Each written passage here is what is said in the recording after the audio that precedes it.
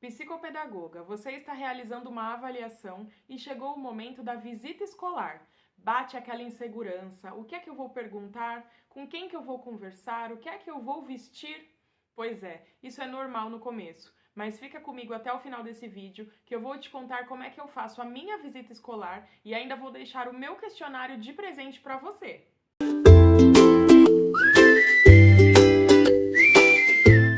Quando a gente está realizando uma avaliação psicopedagógica, tão importante quanto a anamnese, ou seja, tão importante quanto entender como é a criança no contexto familiar, como é que os pais conhecem, reconhecem aquela criança, é a gente entender o contexto escolar. Entender como essa criança se comporta, quais são as maiores dificuldades e principalmente como os professores enxergam essa criança e lidam com essas dificuldades. Por mais que a maioria de nós tenha a vivência em sala de aula, por mais que a maioria das psicopedagogas tenha a formação em pedagogia ou em algum curso de formação de professores e tenha vivido muitas vezes o chão da sala de aula, como é o meu caso, mesmo assim, bate uma insegurança quando você sabe que vai estar do outro lado. Porque agora você não é mais a professora, agora você é a profissional que atende aquela criança de forma particular e precisa entender questões que muitas vezes vão além do olhar do professor em sala de aula.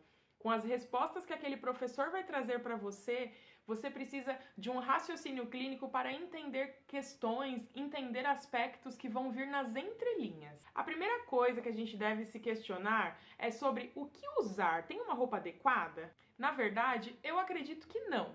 Já vi profissionais em vídeos aqui na internet que dizem que vão com o jaleco que atendem para ficar com mais cara infantil, para atrair mais as crianças. Eu particularmente não gosto.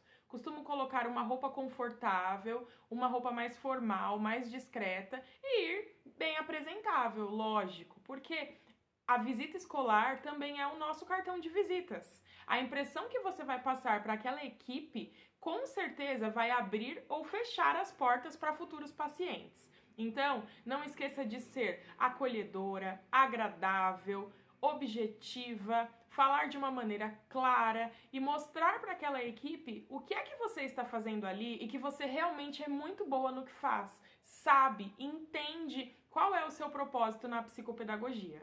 Um outro questionamento muito comum que eu recebo nas supervisões é: eu preciso observar a criança na sala de aula? A minha resposta particular é sempre não. Eu, particularmente, não faço observação da criança em sala de aula, por um motivo muito específico. Eu acredito que quando a gente está na sala de aula, quando o professor está sendo observado, o comportamento dele naturalmente vai ser um pouco diferente do dia a dia. Ou seja, a turma vai se comportar de uma outra maneira e, consequentemente, a criança que a gente está observando também vai se comportar de outra maneira. E esse é o ponto. A criança, quando sabe que está sendo observada, seja por uma outra pessoa da escola, ou seja pela psicopedagoga que acompanha o caso dela, dificilmente ela vai ter os mesmos comportamentos espontâneos. Às vezes ela fica mais retraída, às vezes ela faz mais coisas ali de propósito para se aparecer, para chamar atenção, é natural. Então, eu particularmente não gosto de visitar a criança na escola, na sala de aula, fazer a observação dela nesse ambiente. Para não dizer que eu nunca fiz essa observação mais de perto na sala de aula, aconteceu em todos esses anos de atendimento uma demanda. Uma mãe que me procurou especificamente porque ela não concordava com as queixas, com os questionamentos que a escola trazia em relação ao comportamento da criança. Era uma suspeita de TDAH na época e a escola vinha ali, a professora vinha de forma muito recorrente fazendo questionamentos sobre o comportamento da criança e a mãe dizia que em casa era completamente diferente. E como não dava para ela, como mãe, ir até a sala de aula e observar a criança, ela queria que alguém de fora, um profissional, tivesse esse olhar cuidadoso para fazer esse papel. Então ela me contratou. Só que nesse caso em específico, o que eu fiz? Assim que eu fiz a anamnese com a mãe, entendi a demanda e entendi como eu poderia ajudá-la, antes de conhecer a criança, eu já fiz o contato com a escola, me apresentei, expliquei a demanda e fiz essa visita escolar antes da criança me conhecer. Então, quando eu fiz aquela visita no ambiente dela, na sala de aula dela, eu fui apresentada como uma profissional que estava ali na escola para observar todos os alunos, para observar a sala de aula. E aí sim, sem a criança me conhecer, até que foi possível observar algumas questões que a professora trazia. Mas em todas as minhas outras demandas, de forma geral, eu não costumo fazer essa visita para observar a criança. O meu intuito é outro. Quando eu visito a escola, quando eu converso com o professor, e aí vamos entender. Se for uma criança de educação infantil, ensino fundamental, anos iniciais, geralmente tem uma professora polivalente, uma professora que dá a maioria das disciplinas, que fica a maior parte do tempo com aquela criança. E aí, nesses casos, o ideal é que você possa conversar com essa professora ou professor em específico. Quando são alunos maiores, adolescentes, do ensino fundamental, anos finais ou do ensino médio, a questão já muda um pouco de figura. Por quê? Porque geralmente eles vão ter vários professores especialistas. E aí, nesses casos, fica até um pouco mais difícil de algum desses professores ter um tempo ali exclusivo para te atender. E nesses casos, geralmente, a maioria das escolas oferece que a gente converse com o coordenador pedagógico, que vai fazer ali um apanhado, né, de observações de todos os professores e trazer as principais observações para a gente. E tudo bem também, das duas formas é válido.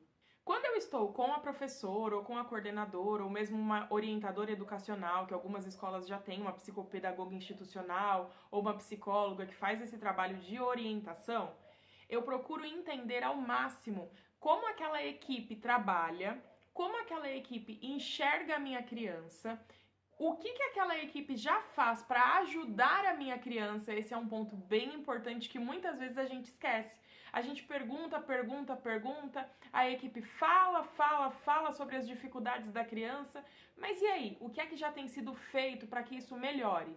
Porque na hora de produzir um relatório, na hora de passar as orientações numa devolutiva, é importante que você entenda o que é que já está sendo feito para corrigir os problemas e o que é que ainda pode ser feito. E se algo que você ia sugerir já está sendo feito e não está funcionando, você precisa pensar em estratégias para adequar, para melhorar, modificar aquela prática. Eu vou usar uma colinha aqui, porque eu estou com o meu questionário e eu vou ler para vocês as principais perguntas que eu faço quando eu estou lá na escola, no meio da minha visita escolar, conversando com a professora ou com a coordenação, ok? Primeiro, o aluno tem problemas de comportamento? Se sim, quais? Considere se ele se relaciona bem com outras crianças e adultos, se é inquieto, disperso, se importuna os colegas, se consegue parar quieto ou prestar atenção na aula, se é apático, se é pouco participativo. Veja que no meu questionário eu já dou todo um caminho para o professor entender o que é que ele precisa te passar. Quando a gente coloca perguntas muito abertas, às vezes aquele professor não entende bem o que é que a gente precisa e acaba dando respostas muito vagas, que no fim das contas a gente lê aquele questionário e vai entender que é a mesma coisa que a mãe passou pra gente e não tem nada de específico. Ou seja, um momento tão precioso, tão valioso para nossa avaliação, acaba ficando perdido porque a gente não soube direcionar melhor essas perguntas. Então, seja muito objetivo, conduza a conversa com a professora ou com a coordenação e deixe muito claro, muito específico os pontos que você gostaria que fossem elencados ali sobre o comportamento daquela criança. Obviamente, uma pergunta que é a principal é sobre os problemas de aproveitamento, sobre onde aquela criança tem mais dificuldades, onde ela tem mais habilidades.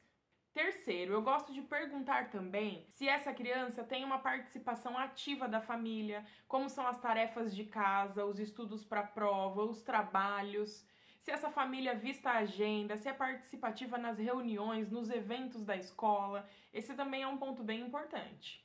Pergunte também sobre rotina. Essa criança chega atrasada, essa criança tem um excesso de faltas. Como a família lida com os problemas quando é chamada na escola? Como que é essa criança no social, na relação com os amigos? Ela pertence a um grupo específico? Ela se relaciona com todos? Ela não tem amigos próximos? Como é que o o professor enxerga essa criança numa maneira geral? Se fosse para dar adjetivos para essa criança, ela é dispersa, desatenta, desorganizada, comprometida, persistente, insegura? Quais são os adjetivos que classificam essa criança e por quê? Sempre conduz a conversa para que o professor pense, reflita e traga respostas para cada um dos seus questionamentos. Agora vamos falar um pouquinho sobre o ideal e sobre o possível, porque na maioria das escolas nós somos bem recebidas, conseguimos agendar um horário, conversar com a coordenação, com a orientação da escola, com os professores, mas nem sempre essa é uma realidade, nem sempre o ideal é possível. Já aconteceu sim de algumas escolas não me atenderem prontamente, colocarem dificuldades, não aceitarem fazer um primeiro contato presencial e nem mesmo online, que hoje em dia, como eu já atuo há algum tempo no atendimento online, eu adotei essa prática e muitas das minhas reuniões, a maioria delas é realizada de forma online, mas tem escolas que mesmo no online colocam dificuldades. Então, nesses casos, eu faço o quê? Eu pego esse mesmo questionário que eu iria levar como um roteiro para uma conversa e eu envio para a escola. Eu entendo lá com a escola, com a coordenação, ou mesmo às vezes com a mediação da família, qual é a melhor maneira de eu entregar esse questionário junto com algumas escalas, né? O SNAP 4 é uma escala para a gente verificar TDAH e TOD, que eu gosto sempre de enviar para os professores responder. Então eu já envio junto com o questionário. E aí, nesse caso, eu dou um prazo, o professor ou os professores respondem e me enviam de volta. Pode ser por foto, via WhatsApp, por e-mail ou dentro de um envelope lacrado, a família leva e depois traz de volta, né, por meio da criança. Não importa de que forma, o importante é que você consiga fazer esse contato antes de fechar a avaliação.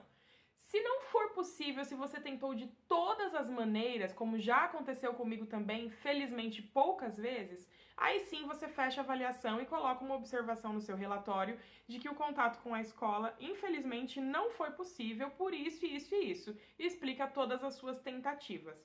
Mas, antes de desistir de conversar com a escola, tente de todas as maneiras, peça o auxílio da família para fazer essa mediação, já que a família está todo dia lá levando e buscando a criança na escola e às vezes isso facilita o processo.